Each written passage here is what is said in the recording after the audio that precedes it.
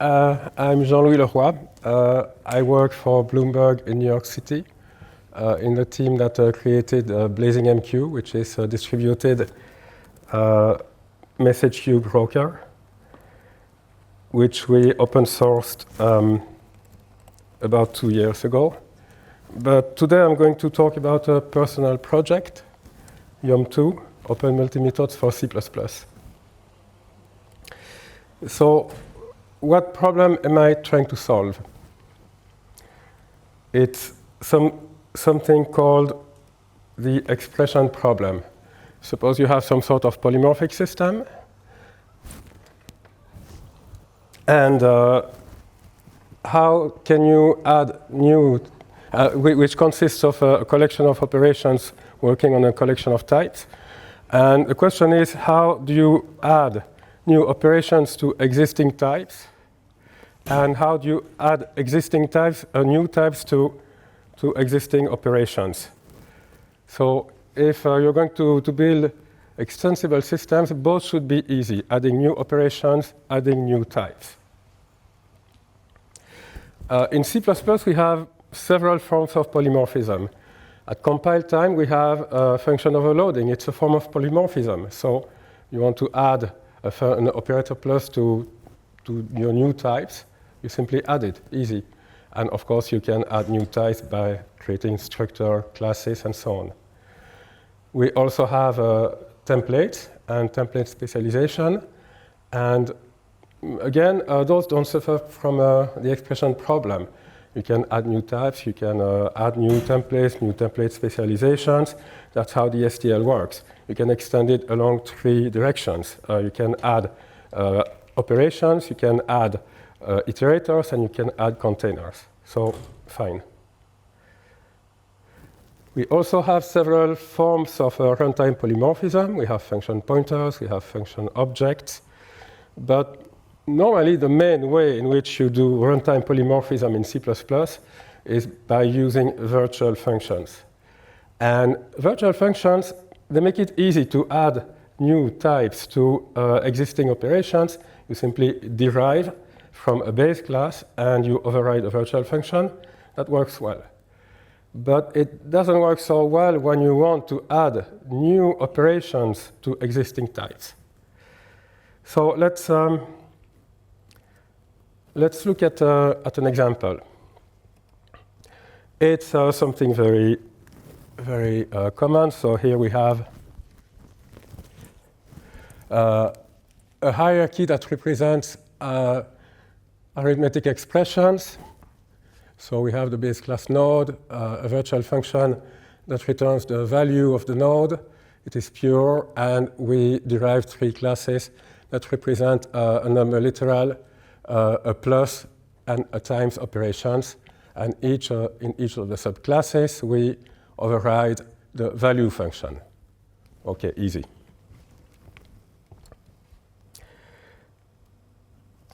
And we can create a little expression tree like this by allocating objects. They point to each other. I make sure that I erase the exact type of product so it doesn't look like I'm cheating. And we can call the value virtual function on the expression object, and it gives us 14. OK, now here's the problem. I'd like to add an operation. I would like to, for example, render the expression in reverse Polish notation, you know, like the HP calculators. How do I do that? Because how I convert a node to reverse Polish notation depends on its exact type. So we need runtime polymorphism. The easiest way to go about this is to plant a new virtual function in a node hierarchy, which we call to RPN. And again, we override it in the subclasses.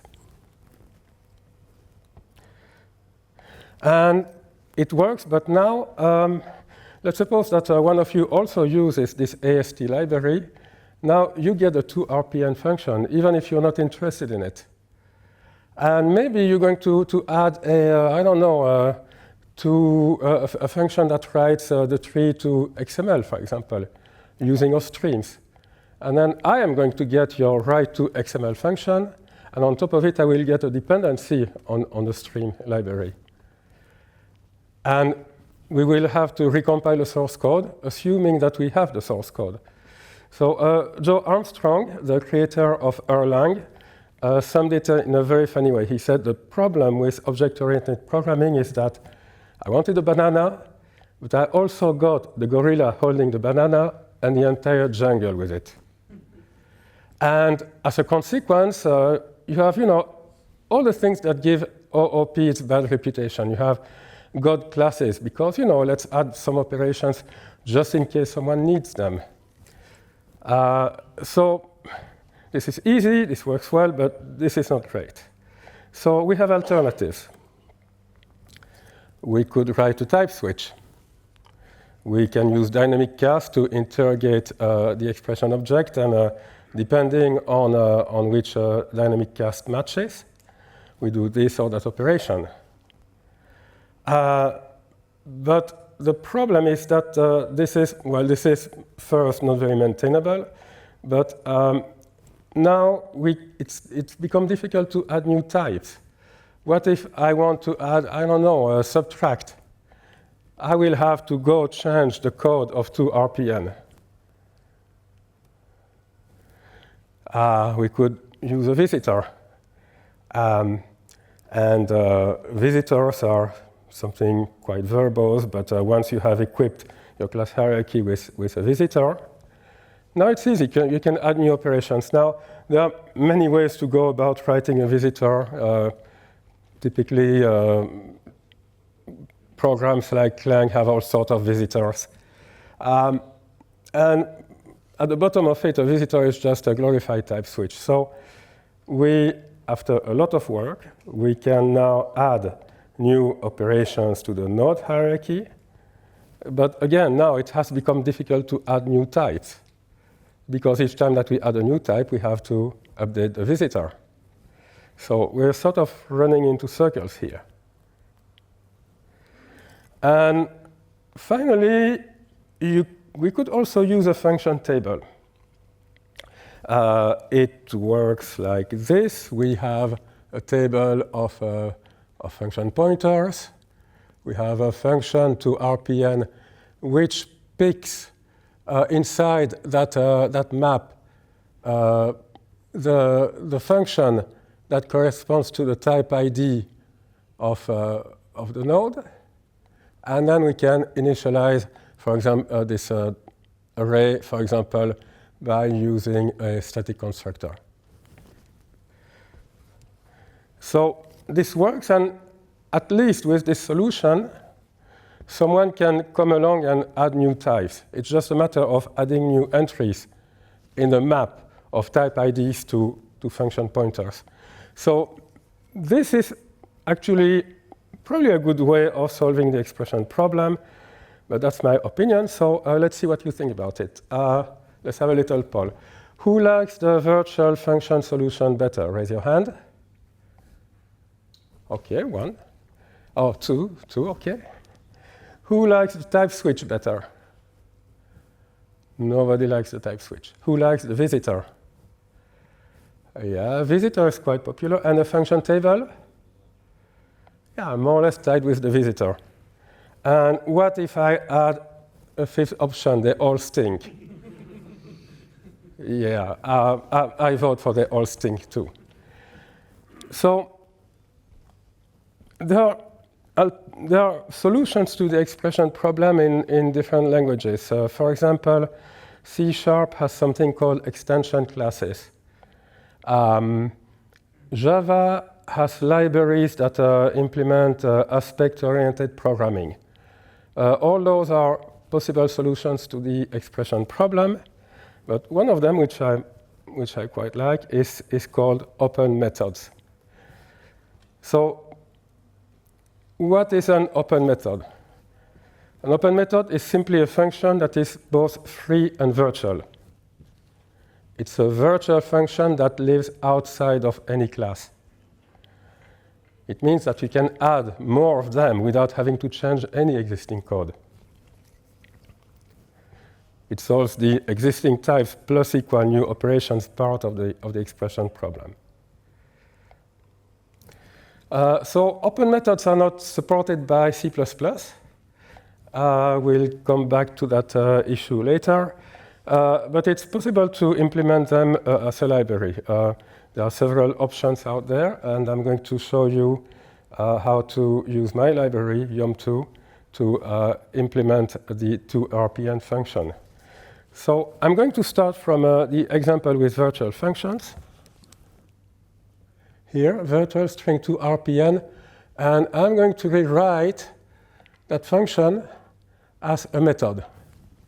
Now, these two are actually the same thing, except that things have moved around. toRPN moves outside of the class. Virtual, the keyword virtual, moves here. Oh, what is this? Well, here, as you know, a member function that is not static has the implicit this parameter. It is implicit. Here, it becomes explicit. This is the equivalent of this. And the type is decorated with the virtual decorator here that imitates the virtual keyword, right? Here we have the return type of the function, the return type of the method. OK? Any question about this? This is the most important slide. We have time to take questions as I talk, and I'll save 10 minutes at the end for discussion and debate. OK? So this is clear? Yes? Yep? You said in the beginning that toRPN moves outside, but I see it inside the declaration. So what's the mistake? Or? No. I'm taking this, and I'm translating it into this. This is not in a class. This is at the file scope. So you don't know any more than node, except for, like, you don't know it's part of a struct anymore. Exactly. It's not part of a struct anymore. Except for the fact that you're saying it's a method, that it means that it's part of a struct, but you don't know its name. So I'm using the word method, not in the same meaning as in Python. In Python or Java, when you say method, it means member, right? Even in CPP, otherwise it would say function. No, actually the word method is not really used in C++. It's a member function, member variable, or a static member function. Method is an import from other languages. So yeah, so this method is both free and virtual. The reason why I'm calling it a method is that it's a very special function. It's a function that behaves like a virtual function, meaning that depending on the dynamic type of the node object, it's going to do one thing or another. Right. Now, this just declares a method. From now on, we have a method that we can call by calling toRPN, and we can pass it a node. But here, we have not given any implementation yet. Just like this doesn't give you any implementation of toRPN, right? It just says that it exists. Now, let's look at the plus node. We're going to convert this into a method implementation, or definition, as I call it. So here we have the formal parameter. This time we say, expression is a plus. The node in question, we implement toRPN for plus nodes. Here's the name of the function, and we have the implementation. It's almost the same thing. The difference is that this time, again, this parameter is explicit.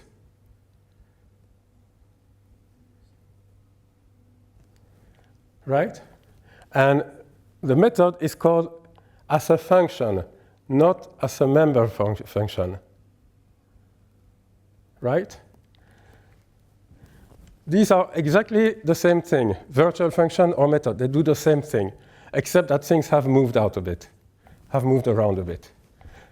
Okay, any question on this? Yes. Yes, go ahead. But there is no place that you show the inheritance between two. Oh, yes, there is. Because I know the original struct, but you don't show me anywhere here that plus inherits from node. No. Well, actually, we're going to come to this. If your question is, how does the library know that a plus is a node? Is that your question? Yes, exactly. We're going to come to this. It's the next slide. Other questions? Yes? If I have a type that I've added that I didn't add a method for, what happens? If you have a type that, I have a new type that inherits from node. yes. I never provide a do, a declare, or define method of 2RPM for that type. Okay, so it depends. If your new class is derived from a class for which you have provided a 2RPN, it will be used. That's an advantage compared to the map of function pointers. But if you have not provided, if for example you derive subtract from node and there's no implementation for 2RPN, in that case you're going to have a runtime error. Well, if you want to avoid this, you have some solutions. For example, you could provide an implementation for the general case. If it's a node and I haven't provided an implementation for subtract, we could print question mark, or we could print an exception. But it is not possible to verify at compile time that a program provides implementation for all the cases, because another translation unit could provide the implementation of 2RPN for subtract. Yes, yes? Just out of curiosity, is there any optional notation to say that this is actually an override, just like in the original function? Oh, yes. So you mean what's the equivalent of override? Yeah. Well, here it's define method, and here it's declare method. Okay. Yes? Two questions. Can you have a unified declaration and definition for when the base class also includes implementation? And the second question, do you support overloading? And in particular, if you have a const qualified overload and a non-const qualified overload, then would you have two of those two with one with the const reference parameter and the other one with non-const So the first question is it possible to provide a definition for when we declare the method, correct? No, there's no syntax for that. implementation in the base class? Yeah, for example, could I, instead of a semicolon, could I open a brace, provide a function body? No. You'll have to make it two operations. You'll have to say declare method, blah, blah, blah, and then define method, and then you will specialize on node, which is the most general case. Okay, but you can do it on the same class. Yes. It will have to be separate, because it's a library. It's not supported by the language. And the second question is, can they be overloaded? Yes, they can be overloaded. Not only that, but we'll see a bit later. I'll show a few slides where I explain how this works. But this actually creates an inline function that calls some sort of mechanism that finds the right function to call. But this creates an ordinary function. So you can overload it, and you can take its address. OK, other questions? No?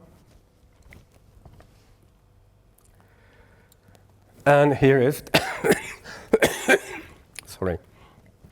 Here is the complete example, the complete solution of 2RPN using open methods. Now, back to a previous question. There's a couple of things to do for this to work. We have to register the classes. So this is how YOMM2 knows that number is a node. And we can register the classes incrementally, meaning that if one of you wants to add a subtract class, all you have to do is to say elsewhere, maybe in another translation unit, register classes, node, comma, subtract. That's why it's open. It's because you can add new types.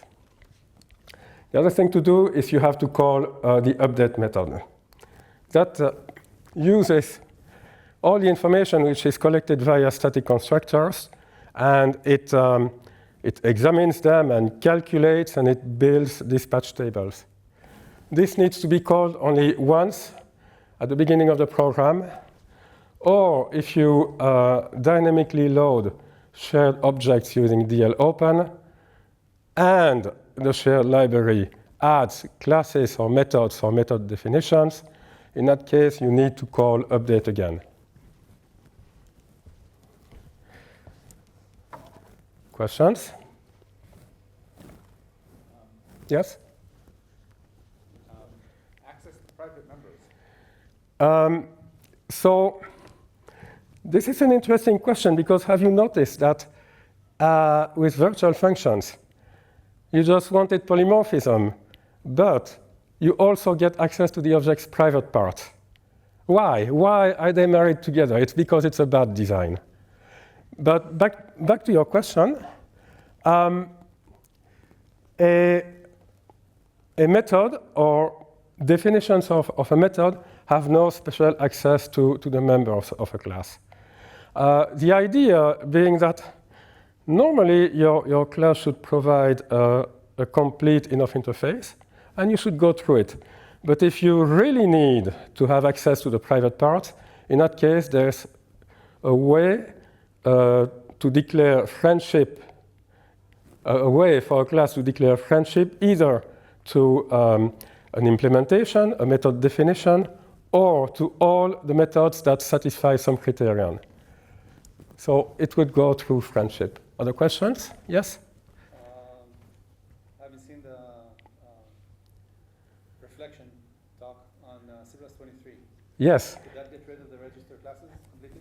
Exactly. I actually have the beginning of a prototype to do that.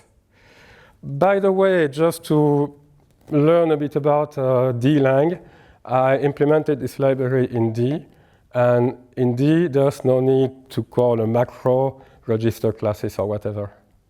But this macro is actually interesting, because currently in C++, you can, at compile time, you can find out if a class is a transitive base of another class, but you don't have its direct base of, like you have in reflection. So that's a little problem. How do I figure out? You can do this in templating metaprogramming. It's not the prettiest, but it's doable. And I did it for fun, and it's extremely slow. So how this works, this simply collects the indirect base the transitive base information, and update. One of the things that the function update does, it reconstitutes the list of direct bases by using coloring. And that's much faster, of course. Other questions? Yes? If I want to template, have a method that's templated on something, I know in this case we've got multiple expressions that are binary expressions. If I can say I want to write something that will take whatever binary expression, and all I have to do is figure out what symbol to put in between the expressions. Yes. So the question is, can you templatize the thing? Can you do method templates or method definition templates? Not with the macros, but I'm going to show you an example of just that. By the way, you cannot have virtual template functions in a, well, I'm going to give you something like that, coming a bit later. More questions? No? So in the initial example with the AST hierarchy, we have that value function which is planted in a node hierarchy. But this sort of indicates that that AST class it's actually for writing an interpreter. But what if instead we want to use that AST to compile to bytecode or whatever? So I would surmise that even value should be moved out of the class and become an open method, like this. So the tree, the AST, the nodes, they should do a nodes job. And the application should do whatever application logic or domain logic that it needs to do. It's much better to separate them. So how fast is this? There are implementations around, well, you can see that you could build maps of maps to associate the right function to type IDs and so on. But that would be too slow. So we'll get a bit more into the implementation, but this is the code generated by Clang with optimization turned on for the call to value. I simplified the code a little for readability. Well, I simplified the symbols, but I didn't change the code. And it compiles down to 10 instructions. Whereas a virtual function call compiles to 2 instructions typically. Read the VPTR from the object and call the pointer to the function in a table at a fixed index. But if you look at all this code, you see that it's mostly reads. And if you look deeper, you'll see that many of those instructions are independent, meaning that they can be executed in parallel. So you'd believe that 10 instructions have got to be 5 times slower than 2 instructions. It's not the case. And I looked at it via different lenses. I actually spent hundreds of hours on benchmarks and looking at assembly. According to a tool like LLVM MCA, this takes 4.2 cycles. I tried benchmarking with Google Benchmark, and it said that a method call was 15 to 30% slower than a virtual function. I couldn't believe it, so I complexified the benchmark. I used template metaprogramming to generate deep and a large number of deep hierarchies and so on, and I just couldn't make it, go 5 times slower. I also more recently played with timestamp counter-based benchmarks, and yeah, it's the same thing. The results I get are maybe more realistic, in the ballpark of 65% slower. But I do those benchmarks without, without cheating. It's not easy to measure the cost of a function call or a virtual function call. The functions and the method I call, the methods I call, their body is empty. They don't have any argument in addition to the virtual arguments, which is this for virtual functions, and the node in the case of the method. There's a limit to that because the body of a function has to contain at least return. So I think that very quickly, the extra cost of calling a method versus a virtual function would be very quickly amortized by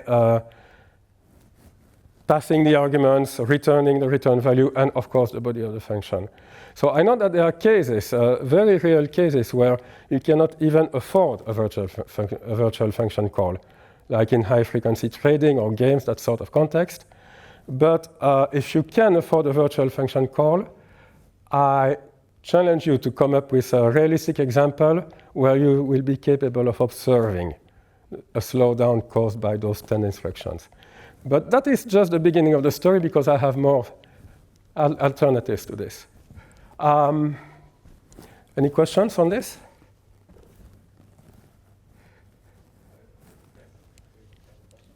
Yes? If you didn't have to update the table at runtime and could have it all generated ahead of time, could this accessing this table be optimized by the compiler? If I create the update to build this table yes. at runtime, if that could be already done at compile time, could the compiler be able to optimize access to that table? If we could pre-build the dispatch tables, would it be possible to make it faster? Yes and no. The problem is not so much accessing the table, because the tables are, the data is such arranged that it minimizes the number of indirections. There are actually two difficulties. One is that, contrary to virtual functions, a method doesn't know its offset in the virtual table. And it cannot know its offset because, one, it doesn't know about the methods that other translation units add. And then there's the case of dynamic loading. So normally, the offset for the value method is read from a global variable, which is set by update.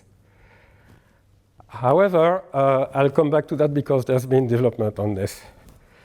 Other questions?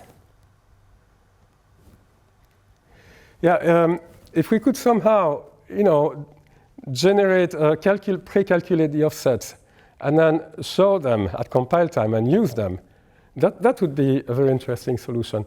Oh yes, and the other problem we have is that if you are a library, not a compiler, the big problem you have is you have an object in hand, and how do I find the pointer to the method table? That's the big problem.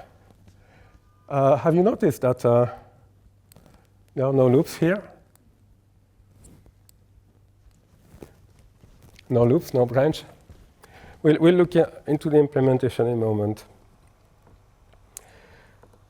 So I'm surprised that by now nobody has asked, can I have more than one virtual parameter? The answer is yes.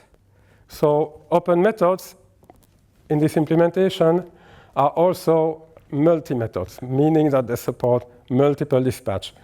You can create a method that has more than one virtual argument, and when you call it, all the arguments which are marked as virtual, using the virtual decorator, will be taken into account when selecting the right function to call.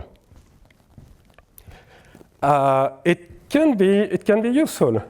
For example, binary operations like matrix addition. If you add two matrices, you have a general algorithm, but if you know at runtime, not at compile time, but if you only know at runtime that the two matrices are diagonal matrices, not only you want to use a specialized algorithm, just add the diagonals, but also you want to return a new diagonal matrix. You don't want to add two diagonal and get an ordinary matrix. So this is occasionally useful. One of the languages that support multi-methods right out of the box is a language called TADS, which is a language specialized for writing text-based adventure games. Yeah, you recognize it, right? It's Colossal Cave. In that context, it's normal to have multi-methods that takes 3, 4, 5 virtual arguments. This is supported. And at this point, you're going to ask me, but what are the rules for picking? How do you pick the right specialization in presence of multiple virtual arguments? I don't need to explain the rules to you. You already know them. It's exactly the same rules as overload resolution, except that it happens at runtime. And just like overload resolution, if you're not careful, you can create ambiguities. And ambiguities, again, because one translation unit doesn't know what the other translation units define, they cannot be detected at compile time. The earliest they could be detected would be at runtime.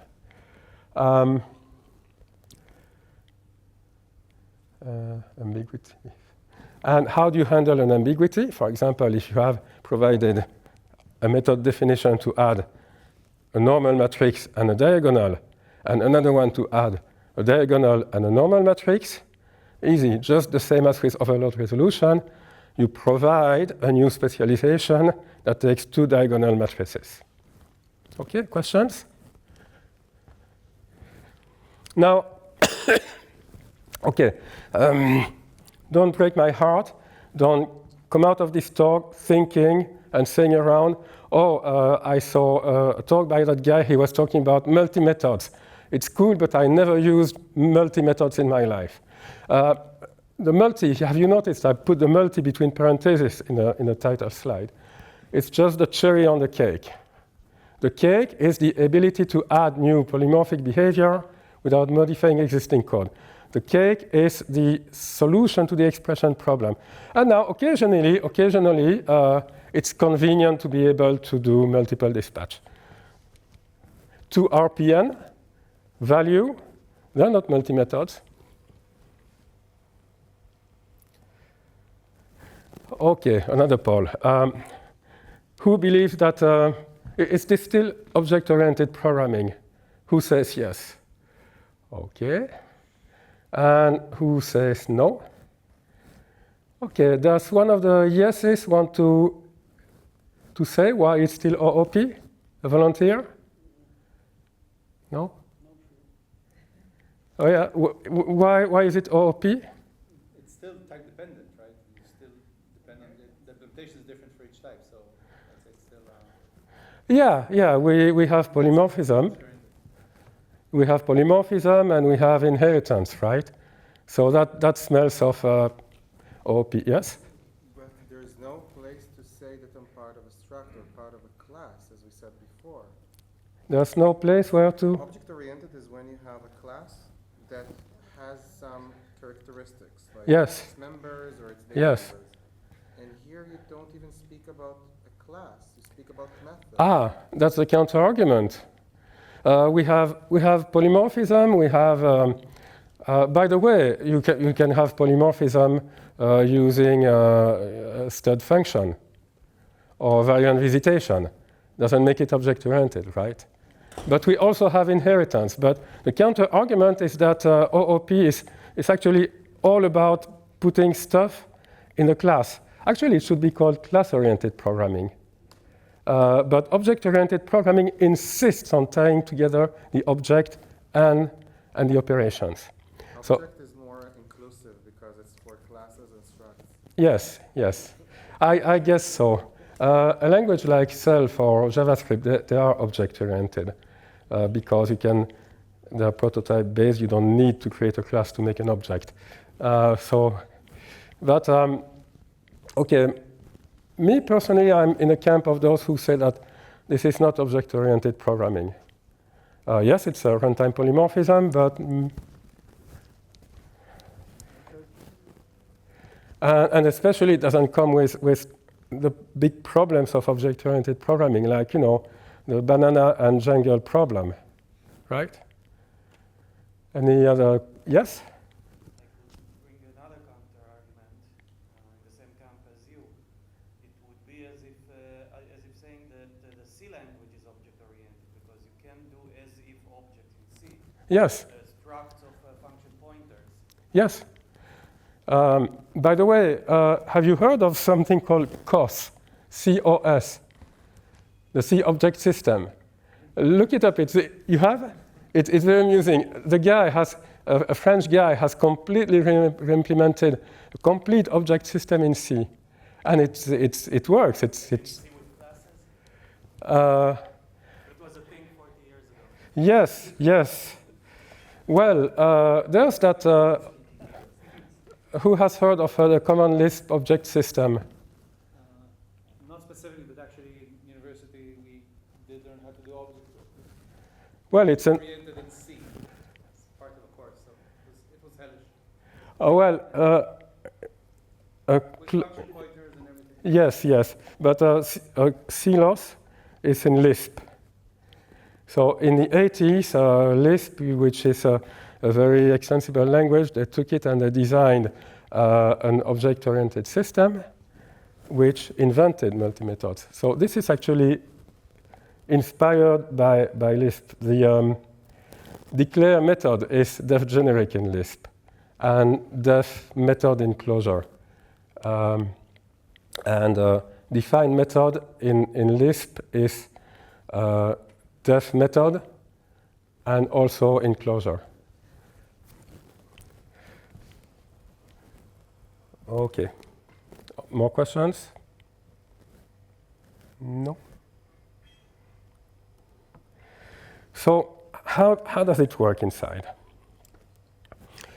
Firstly, this is all done purely in C++, using sometimes hairy template metaprogramming techniques, variadic macros. Yes, you can make variadic macros, and all sort of interesting stuff. It gives you what is often called, in the context of multi-methods, constant time dispatch, which is a lie, because in reality it depends on the number of virtual arguments that a method has. There's no magic. It's going to take more time to dispatch on 17 dynamic arguments than on 1. So it's proportional to the number of virtual arguments. As we've already discussed, it uses tables of function pointers for speed. And so the big problem for such a library is, again, once I have an object in hand, how do I locate its dispatch tables?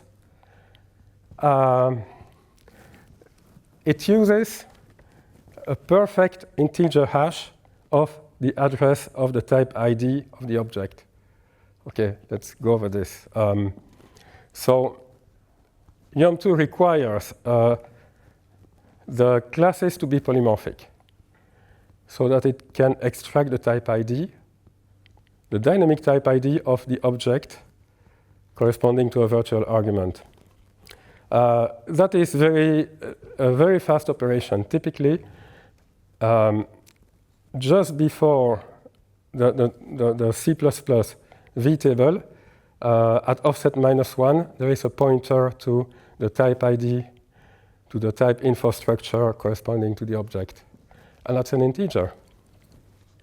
And then it calculates a hash. So who knows about perfect hashing? Yeah, it's interesting. So a perfect hash is a hash that doesn't have collisions. That's why in the assembler code that I showed you, that's why there's no loop. Typically, when you hash, you calculate the hash, and then you look inside the bucket in fear of finding more than one item, and then you iterate over a list of items looking for the one that matches exactly. But it's possible to create perfect hash functions if you know the set of values that you need to hash beforehand. That's the trick. And in this case, it's the case. C++ is not such a dynamic language that you're going to have classes that are going to pop into existence at runtime, right? Yes, again? Unless you dynamically load a library, in which case you have to call update again. Yeah, exactly, you have to call update again, and then we have to find a perfect hash function again.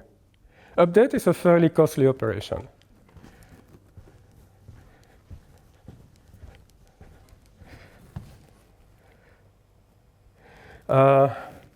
Let's look at another example. We have a payroll application. You have the class role, which is an abstract class, and a role can be employer, a manager is an employee, a manager is an employee, the founder is not an employee at all, he's the founder. And we have a hierarchy of expenses. to, for example, take a cab, take a jet, a private jet, the bus, the train, and so on.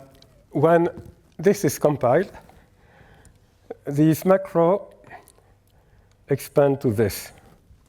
So it's a bit of an eyesore because those identifiers are obfuscated to avoid clashing with your code. But basically, what it does is removes the virtual decorator from employee. So this creates a function called pay, which is inline, which returns a double. And it simply delegates to a template here, YOMM2 method, and it creates that class here just to use as a discriminator, because you want to be able to have methods which have different names, but the same argument list, right? The same parameter type list. And here we have the signature of the function, and we delegate to fn here, right? So this is why you can overload the methods. It's because they create an ordinary function.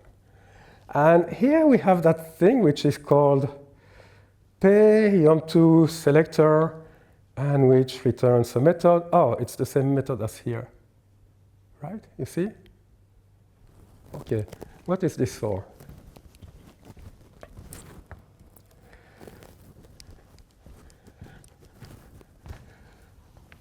Now, define method, return 3000. Oh, that's easy, it's here. And all this obfuscates and hides this code which pretends to make a call to the selector function. Remember the one in the previous slide that returns a method? It's not for the goal of returning a method. That wouldn't make sense. It's simply to be able to use decal type. We pretend to call the function, and we use decal type to extract the type of the method that we need to add the function to. That's how define method locates which declare method it should match. And this works. This takes into consideration ADL. So we get exactly the normal rules of C++. Questions about this? Yeah, it's not very pretty inside, but it works. Update. Update is interesting. It does a lot of stuff. It's a fairly heavy operation. It uses all the information stored by define method, declare method, and register classes to build a picture of the class lattices. It finds which definitions are more specialized. It builds the dispatch tables. It allocates slots for the different methods in the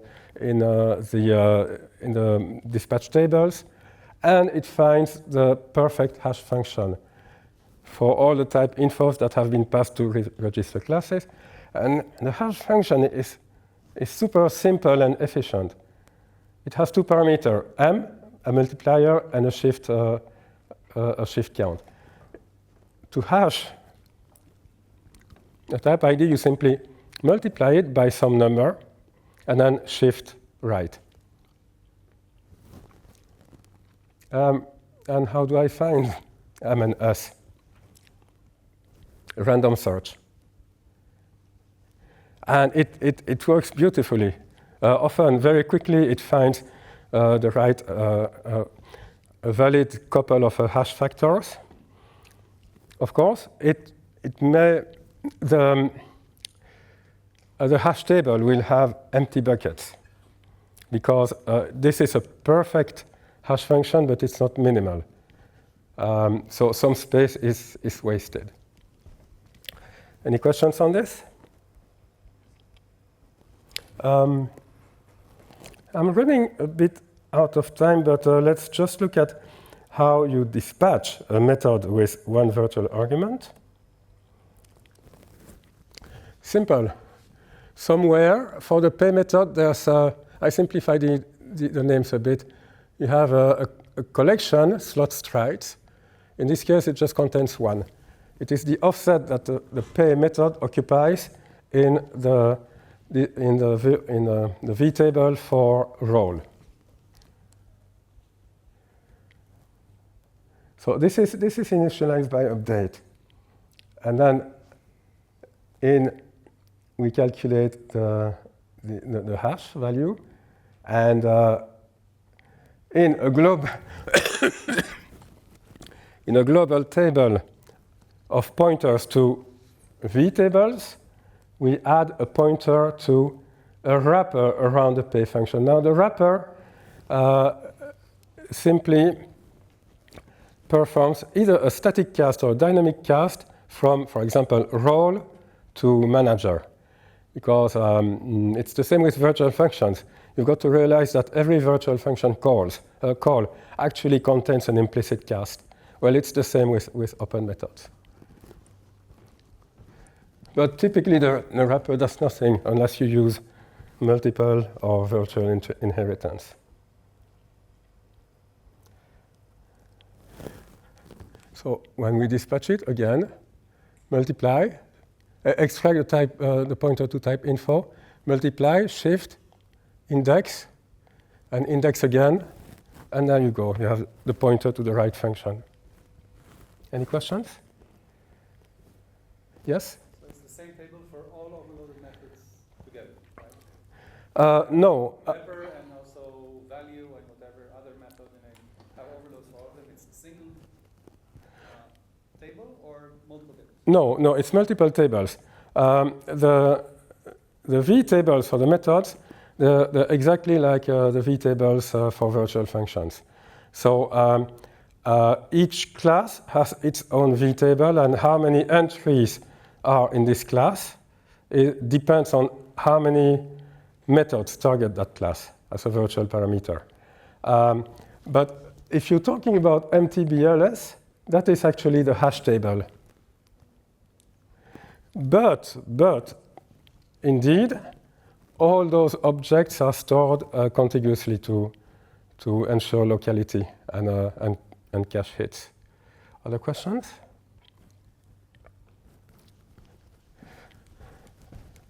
Okay, we're running a bit out of time, so I'm going to skip the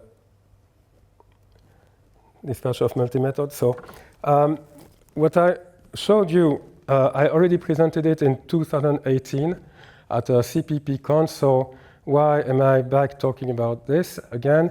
It's because the library has evolved since. Let's look a bit into the past. Björn Stroustrup always wanted C++ to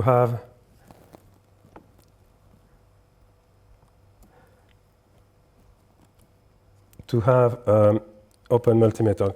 This is an extract of Design and Evolution. See, here. There's an entire section devoted to open multi-methods. Around 2006 or 2007, with two of his students, Peter Pirkelbauer and Yuri Solodky, they made a big push to try to get open methods into the standard. They failed to convince the committee because anything which is runtime polymorphic these days is, it's a boomer stuff. It's not very cool. So they couldn't get it past the committee. Nonetheless, he still grumbles about it from time to time. This is the Hopla paper, History of Programming Languages, in 2020, where he says clearly that object notation, object.function, he disowns it. It was always a bad idea.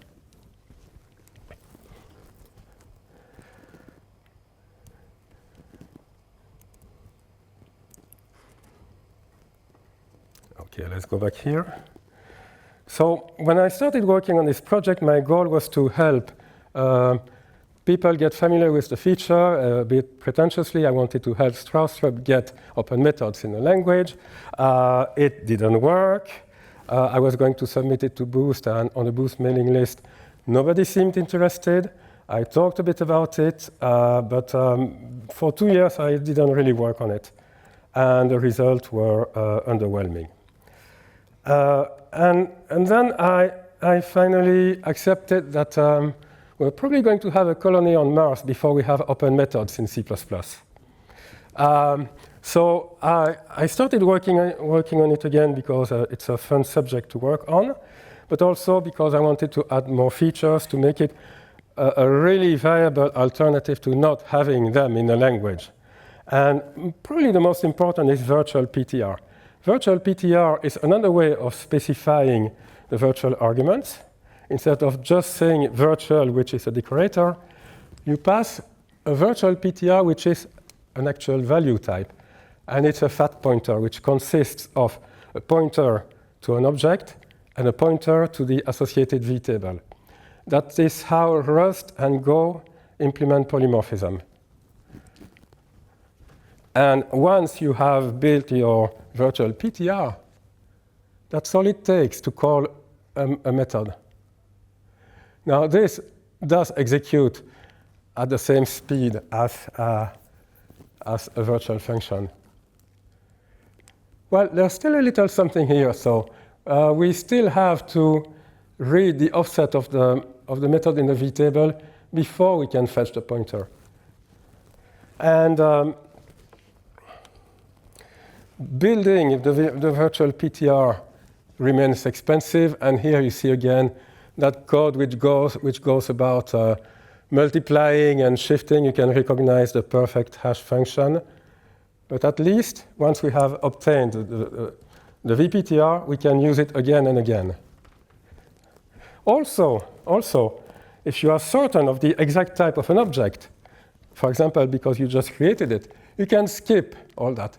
There's a construct which is called final virtual PTR, which trusts you to pass that the type here of the object is actually its final type.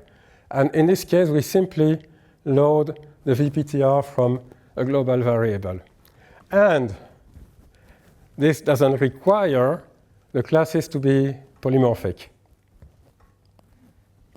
Yeah, so if you do embedded programming or that sort of stuff, or you have small objects, you can do away with the embedded VPTR inside the object. Questions about this?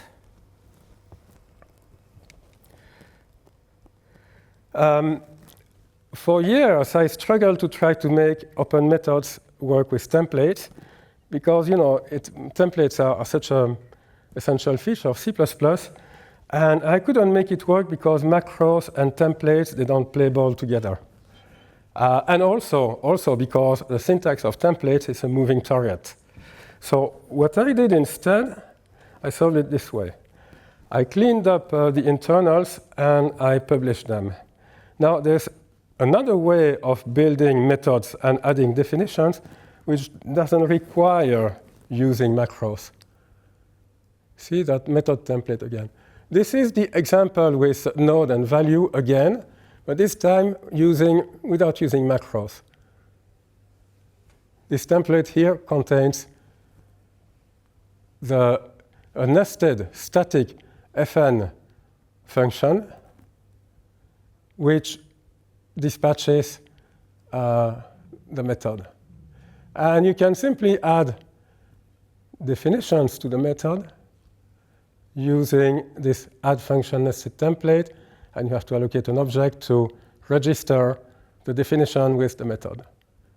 There's an alternate syntax where instead of passing a function, you pass a class containing a function, which makes it easy to write templatized method definitions. And OK, this is a macro, but it's a very simple macro. It's simply a static, this type, and then invent an identifier. And this is how you can add templatized definitions to the method. And this is how you can also declare the classes. Use classes is this time not a macro, it's a template. OK? So here's your answer. Yes, you can do templatized open methods. It's a bit more verbose, you'll probably end up doing some template metaprogramming, like adding definitions. This could be generated by using a cross product. But it is feasible. Questions about this? No? How can we use it? Is it open source or something? Open source? How can we use it? Well, it's on Git. On GitHub, yes. It's been there for years. I think I've done a bad job, I don't know, popularizing it. So, yeah, and it is used. For example, I have a user at the Japan Tokyo Institute of Technology. Some people use it. They send me PRs. Never about the C++ code, so it's always about the CMake code. Yeah, look it up. I have a QR code at the end. The library is now header only. Friendship is supported. You can have member methods. I know it's a bit contradictory. Let's keep that. It has now become very, very customizable. I kept getting messages from people who said, but if I don't want RTTI, I want to disable RTTI. And I would reply, I've been programming in C++ for 30 years. I never had to do that. And then they came up with a good argument. In game programming, you disable RTTI because otherwise people use strings to look inside your program and cheat. So it is important. It is now supported. You can plug in your own RTTI system, or even do without any RTTI, provided you use only the final constructs. You can customize error handling. You can customize placement of VPTR. For example, it's trivial to store the VPTR inside the object if the object wants to collaborate. You can even do strange things like sharing one VPTR for an entire page of objects. I have an example like that. And finally, recently, I have added a code generator that update is now capable of writing a file that contains C++ code that pre-declares the offsets of the methods inside the table, and then combined with virtual PTR, it is even probably faster than ordinary virtual functions. The big question being, what is the cost of passing a virtual PTR, of passing a fat pointer instead of a plain pointer? And for contexts where memory is scarce, it is now possible to pre-calculate the dispatch tables and encode them, and then the program can unpack them without having to go through all the calculations for building the vtables. And finally, YOMM2 is now available on VCPKG, on Conan. The guy from Conan did that for me, by the way. And it is available on Compiler Explorer.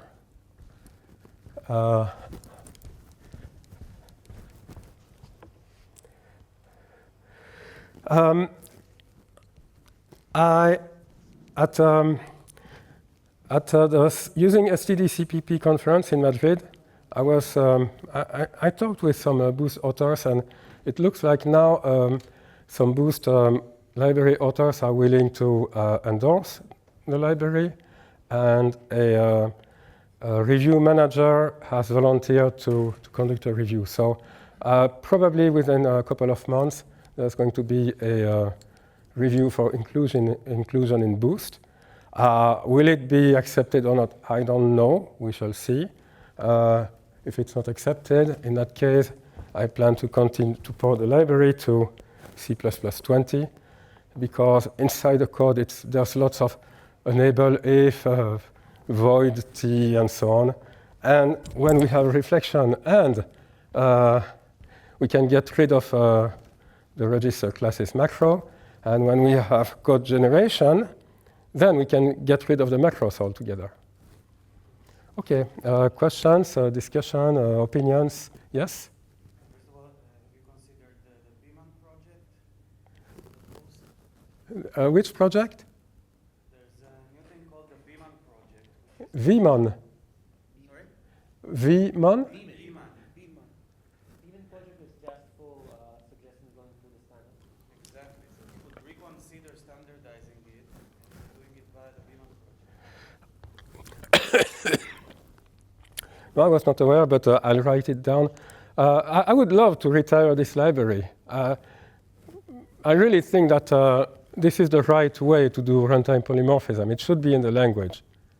And the second question, the perfect hash function you showed us, are you basically doing multiple attempts until you get no hash collisions? Yes, yes. I start with, I estimate what could be the right number of buckets. If I have, let's say, 24 type IDs, I start with, let's say, 32, and I make a certain number of attempts. So the number of buckets already gives me the shift factor. And then I draw numbers at random, and I try to hash all the type IDs. And if I get a collision, I try it with something else. And after a certain number of attempts, I double the size of the hash table, and I try again. And I did some tests where I used template metaprogramming to generate lots of classes to make sure that it works, even if we have a large number of type IDs. It works. And also at Bloomberg, I obtained the authorization to collect the type IDs from existing real-life large applications, and I put them in my algorithm, and it works. But it's also something that now you can customize. If you want, you can, instead of using a vector of pointers to VPTRs and a perfect hash, which comes with two problems, right? At the beginning of the program, it takes some time to find it. Also, you could simply write it to a file and or read it and read it later from an environment variable. The other problem is that it can waste some space. And if you don't want that, you can instead plug in different mechanisms, like using a stud unordered map or a boost flat unordered map, at the cost of a little loss of speed. So in this sheet, it's a RDTSC-based benchmark where I calculate the overhead of the apparatus. I calculate the number of cycles for a virtual function. I remove the overhead. And then I use that value as the measuring rod. That's my unit, the virtual function. And this is how much it takes as a factor of a virtual function to dispatch a method with one virtual argument using the perfect hash. But if you use an unordered map, a standard unordered map instead, it becomes a factor 3.4. But if you use the boost flat unordered map, it falls back to 188. Can you just use the memory of the type info without hashing it? Can I use the memory of? The addressing memory of the type info. Yes. A stable, unique address that you could use instead of hashing? Stable, yes, but unique, no. The standard says that implementations are encouraged to ensure that there's a single type info object for any given type in a program, but it doesn't mandate it. But that's not a problem. I collect all of them, and I put all of them in the list of type IDs for which I have to find a perfect hash function. And it's possible that to the same class, in a table of pointers to vtables, the same class could have two entries pointing to the same vtable, because in that case, that class has two different associated type info objects. But frankly, I did it for, to not count on undefined behavior, but I don't believe that I'll ever see a case. But it's supported. We're already late for the closing. Yes, I'm sorry. Thank you very much. Thank you very much. You're welcome.